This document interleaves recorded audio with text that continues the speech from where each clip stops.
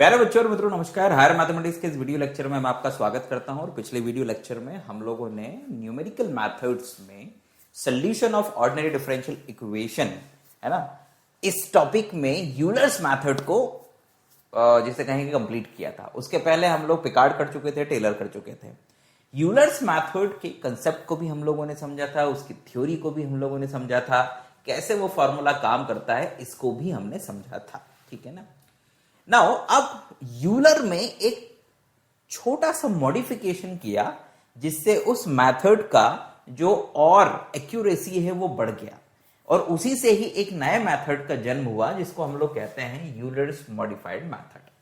Basically इसमें दो फॉर्मूले होते हैं, एक यूलर्स फॉर्मूला होता है, ठीक है ना, एक यूलर्स फॉर्मूला होता है और एक होता है मॉडिफाइड फॉर्मूला। उन दोनों से मिलकर बनता है ये यूलर्स मॉडिफाइड मेथड।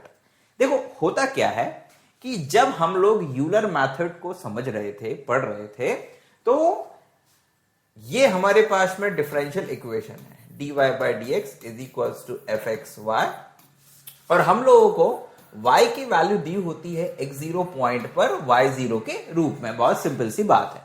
अब हम लोग क्या करते हैं विद्यार्थियों कि अगर हमें किसी y1 की या y2 की या y3 की वैल्यू निकालनी है, और ये y1 y2 y3 वास्तव में और कुछ भी नहीं है, ये x1 x2 और x3 पर y की वैल्यूज हैं। y वास्तव में इस डिफरेंशियल इक्वेशन का सॉल्यूशन है, और उस y की इन पॉइंट्स पर वैल्यू है। और ये पॉइंट्स x1 x2 x3 कैसे निकले हैं?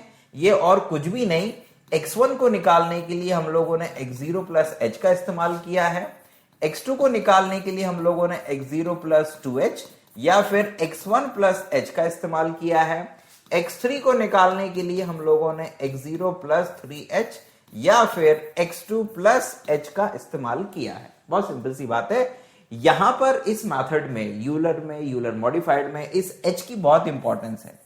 मतलब कि हम लोग, अगर हमें y0 गिवन हो और y3 निकालना हो, तो इस y3 तक अगर पहुंचना है और उसने कह दिया है कि भैया आपको h बराबर ये लेना है, तो आपको इस y3 तक पहुंचने के लिए y1 y2 भी निकालने पड़ेंगे। बहुत सिंपल सी बात है। फॉर एग्जाम्पल मान लीजिए कि आपको x0, उसने कहा है कि x0 बराबर सपोज दैट 0 है, और उसने कहा कि आपको x इज इक्वल टू 0.6 पर y की वैल्यू निकालनी है, जबकि h इज इक्वल टू 0.2 है। तो अब 0.2 अगर h है और आपको यहां तक पहुंचना है और शुरुआत ये है आपकी, तो फिर आप 0.2 पर y की वैल्यू निकालेंगे, 0.4 पे निकालेंगे, फिर लास्ट में 0.6 तक पहुंचेंगे। So that's the procedure. ये यूलर में और यूलर मॉडिफाइड में आपको ध्यान रखना है कि h आपको क्या दिया हुआ है ना। जब ये सारी की सारी पिक्चर आपके सामने क्लियर हो जाती है, मुझे क्या दिया है, मुझे क्या निकालना है, h क्या दिया हुआ है, कितने स्टेप्स में मैं वहां तक पहुंचूंगा, क्या मुझे y1 y2 y3 निकालना पड़ेगा।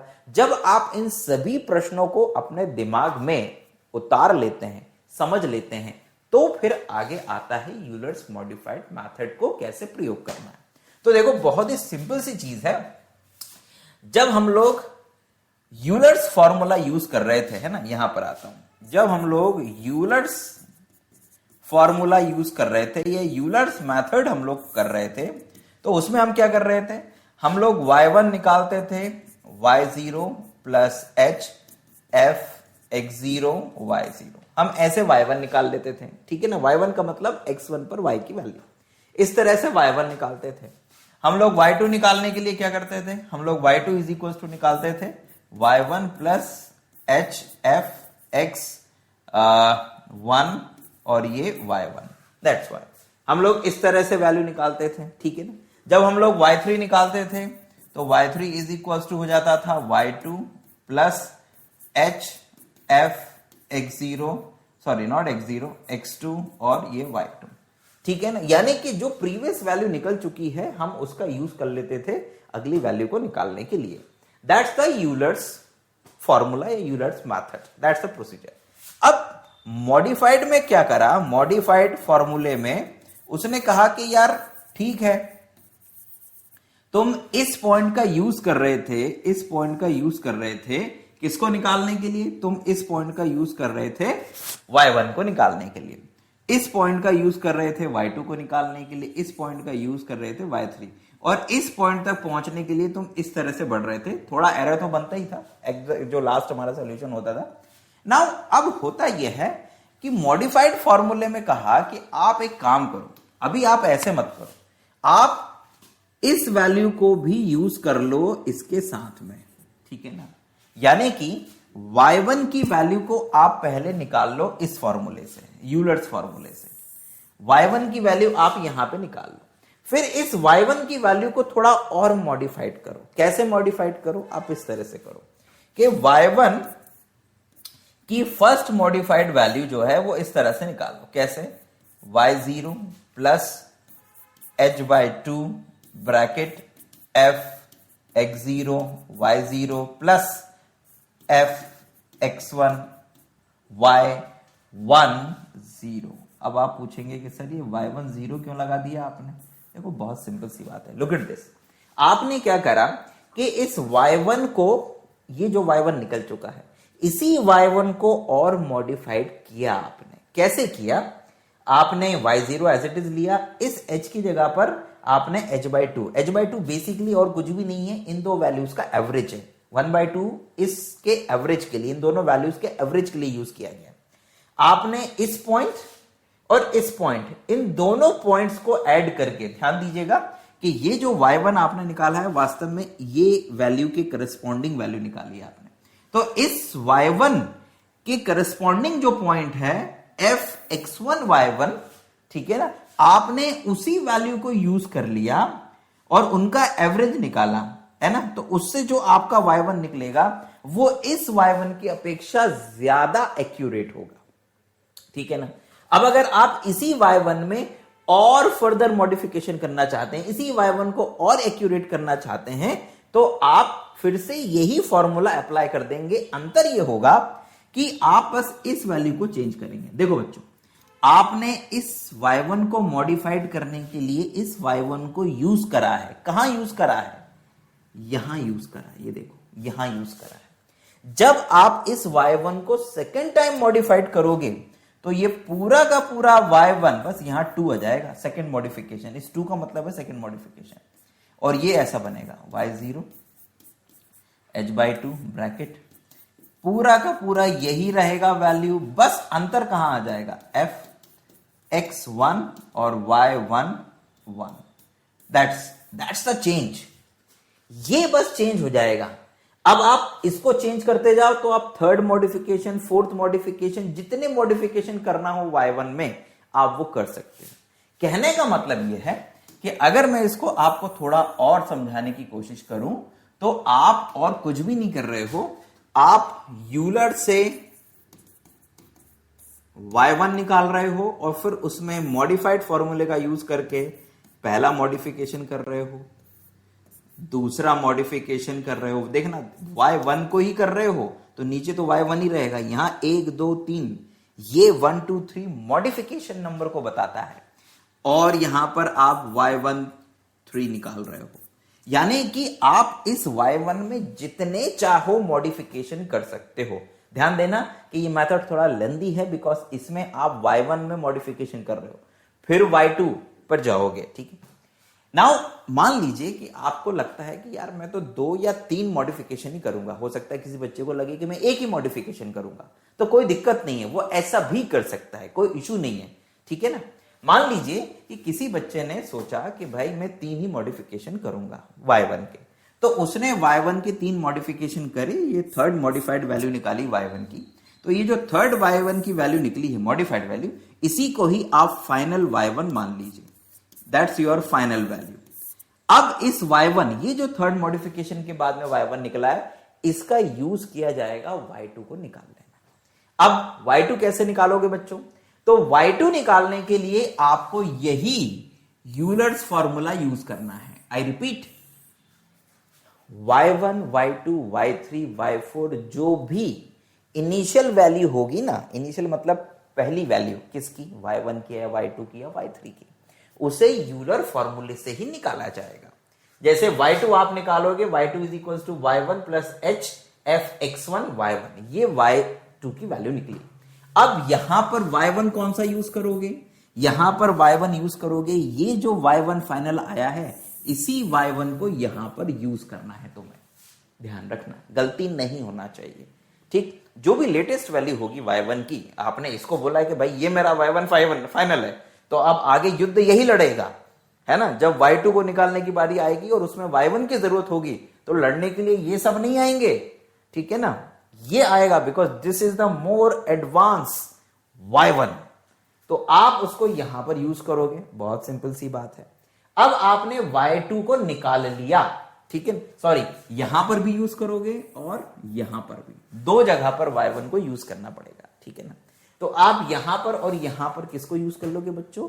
y1 को यूज कर लोगे और y2 को निकाल लोगे यूलर फॉर्मूले से। अब आ जाता है y2 में मॉडिफिकेशन की बारी। तो y2 को मॉडिफाइड करने के लिए अब आप क्या करोगे? y2 first modification.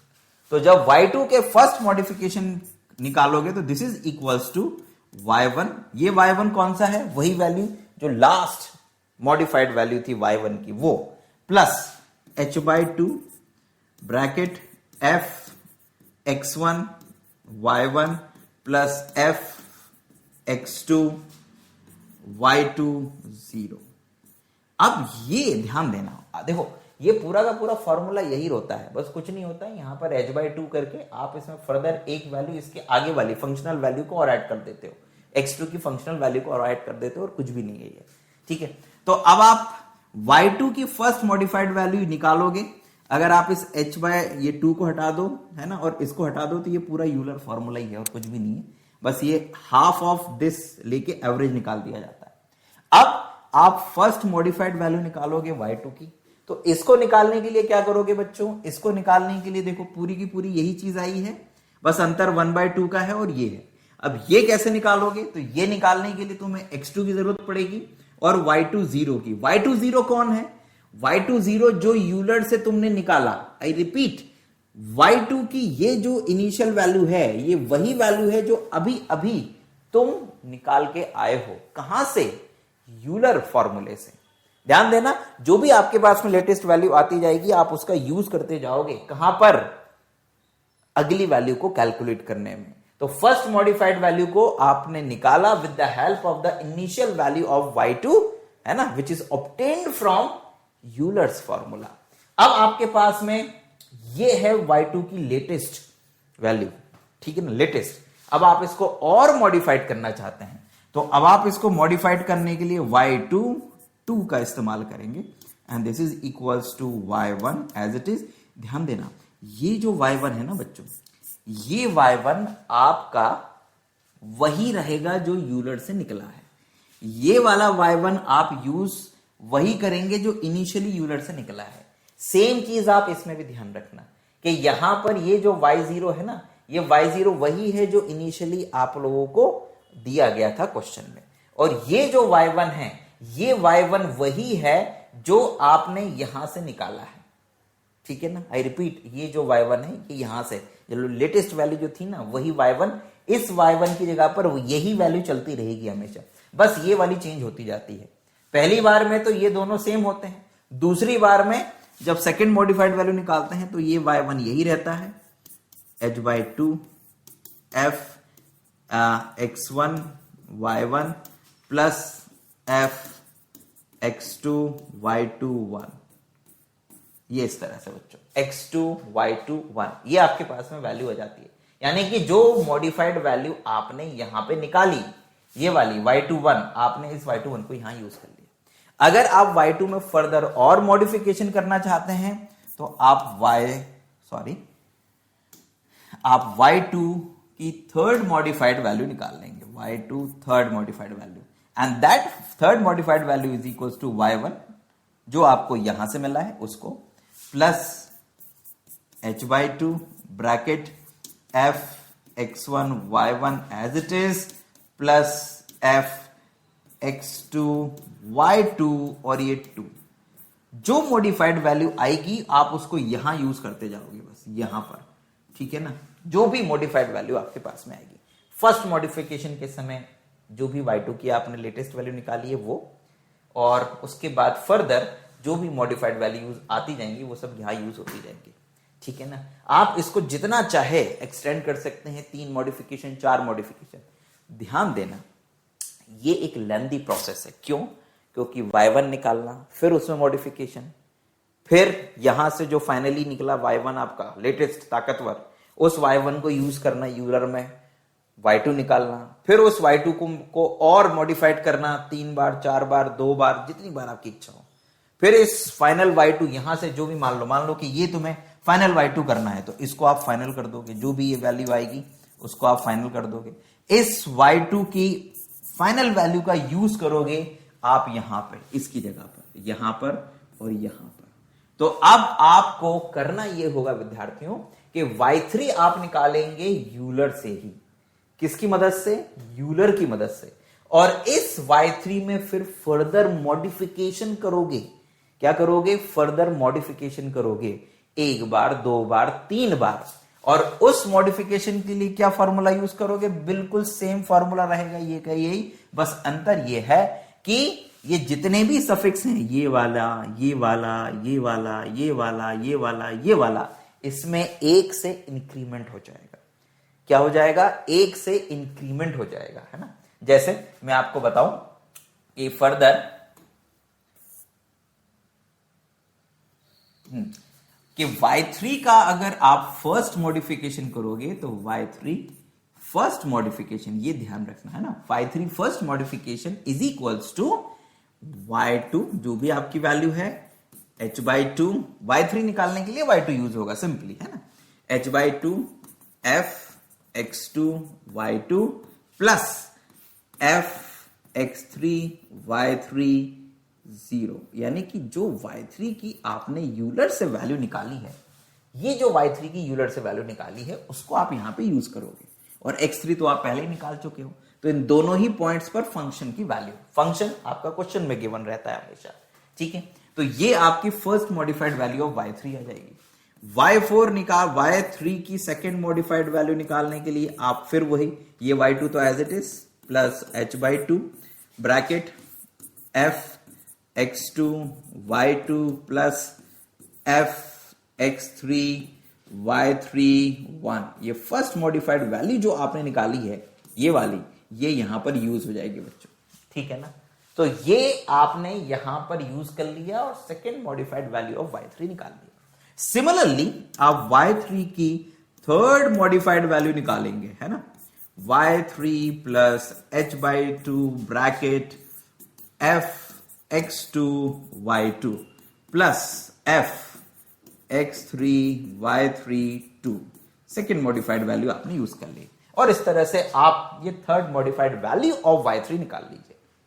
अब अगर मान लीजिए कि आपको y3 तक ही जाना था, जिस x पर y की वैल्यू निकालनी थी वो y3 तक ही जाता, और आपने ये निकाल लिया, तो अब आप इसी को ही फाइनल y3 मान लीजिए और यही आपका आंसर बन जाएगा। अगर आपको केवल y3 तक जाना है, अगर y4 तक जाना है तो फिर यूलर फॉर्मूले की मदद से आप क्या करेंगे?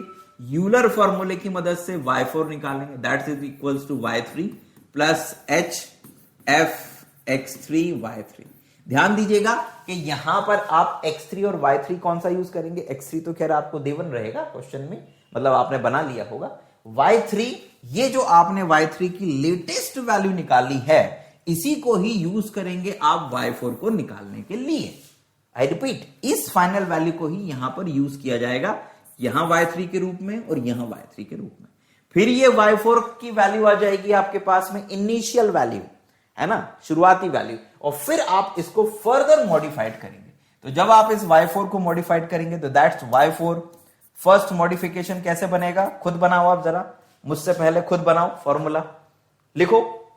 वीडियो को पॉज करके अपनी कॉपी पे लिखो कि y4 का फर्स्ट जो मॉडिफाइड वैल्यू है वो क्या बनना चाहिए। So that's equal to y3। कौन सा y3 है ये बताओ, मुंह से बोलो अपने, कौन सा y3 है? ये वाला y3 जो इससे पहले वाले स्टेप में आपने निकाला था, ठीक है ना, final y3 plus h/2 bracket f x3 y3 plus f x4 y4 0। And what is that? ये y4 0 कौन सा है? ठीक है ना, ये y4 0 जो आपने यूलर फॉर्मूले से निकाला, ये y4 0 वो है, और बाकी सारी तो ये पहचानी हुई वैल्यूज हैं। तो ये आपका फर्स्ट मॉडिफाइड वैल्यू आ जाएगा y4 का। इसी तरह से second modified, third modified, change केवल ये होते जाएंगे, बस पता ही है आपको, ठीक है ना। सो आई होप विद्यार्थियों कि यूलर्स मॉडिफाइड मेथड कैसे काम करेगा, ठीक है ना, कैसे आप y1 y2 y3 y4 की इनिशियल वैल्यू यूलर फॉर्मूले से निकालेंगे और फिर इसके बाद में उन सभी वैल्यू को अलग अलग मॉडिफाइड करेंगे। अगर आप दो बार किसी एक वैल्यू को मॉडिफाइड करते हैं तो यूलर और दो मॉडिफिकेशन, यानी कि 3 बार आपको यहां पे काम करना पड़ेगा। y2 फिर दो मॉडिफिकेशन 3 बार यहां पे, y3 और दो मॉडिफिकेशन 3 बार यहां पर फॉर्मूले अप्लाई करने पड़ेंगे। 2 बार मॉडिफाइड, 1 बार इनिशियल यूलर फॉर्मूला।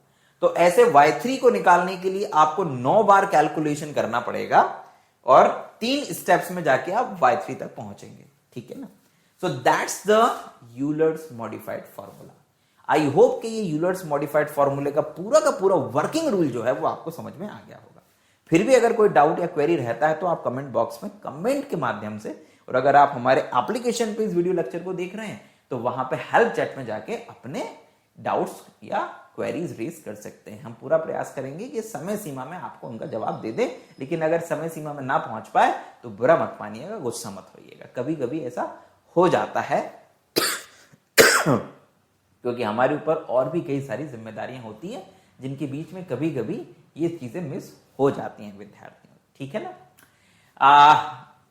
इस वीडियो लेक्चर को यहीं पे समाप्त करते हैं। नेक्स्ट वीडियो लेक्चर में हम इस वर्किंग रूल को अप्लाई करेंगे क्वेश्चंस के ऊपर। तब तक इस वर्किंग रूल को अपने दिमाग में बैठा लीजिए, ठीक है ना।